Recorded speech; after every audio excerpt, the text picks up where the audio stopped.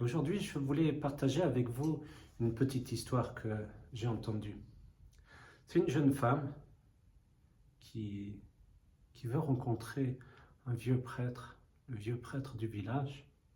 Et donc, elle se rend à l'église, elle rencontre le vieux prêtre et elle lui dit: « Mon père, vous savez, j'ai rencontré une nouvelle personne et on est amoureux, on veut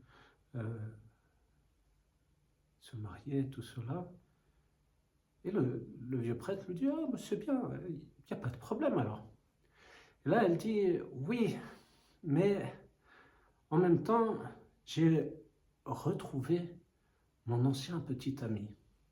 Et j'ai aussi des sentiments pour lui. Ah, je voulais voir avec vous lequel entre les deux je devrais choisir pour faire ma vie. »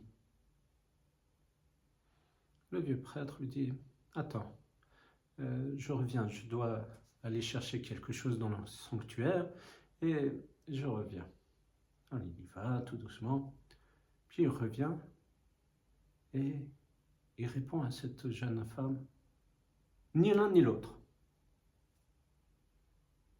Alors elle repart avec cette réponse. Et dans l'église, il y avait un jeune homme qui aidait pour le nettoyage, le rangement et tout cela, qui va vers le vieux prêtre qui lui dit: « Mon père, pourquoi cette réponse ?» Et le vieux prêtre lui dit: « Tu sais, s'il y avait le vrai amour, elle ne se poserait pas cette question. » J'ai trouvé que cet enseignement est très très fort. Vous voyez, c'est une question très importante. Beaucoup de jeunes me posent cette question: comment trouver la bonne personne? Comment savoir que c'est la bonne personne et tout cela? Faites confiance à Dieu. Ça, c'est la première des choses.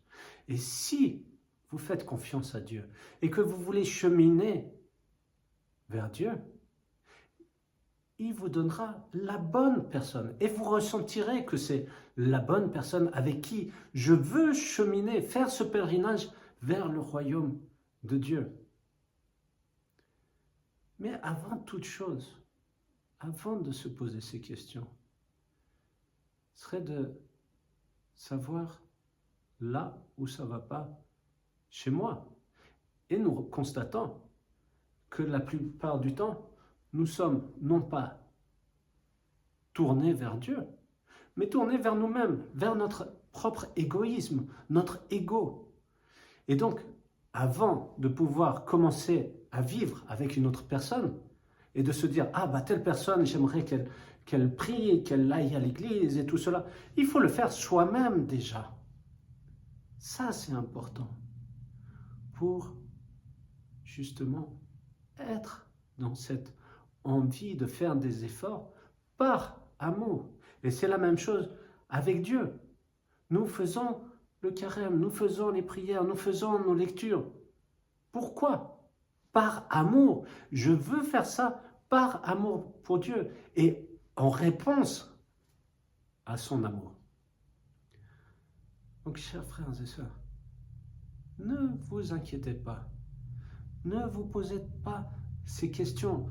Comment? Pourquoi? Et tout cela. Laissez cette ouverture pour que Dieu agisse dans nos vies. Amen.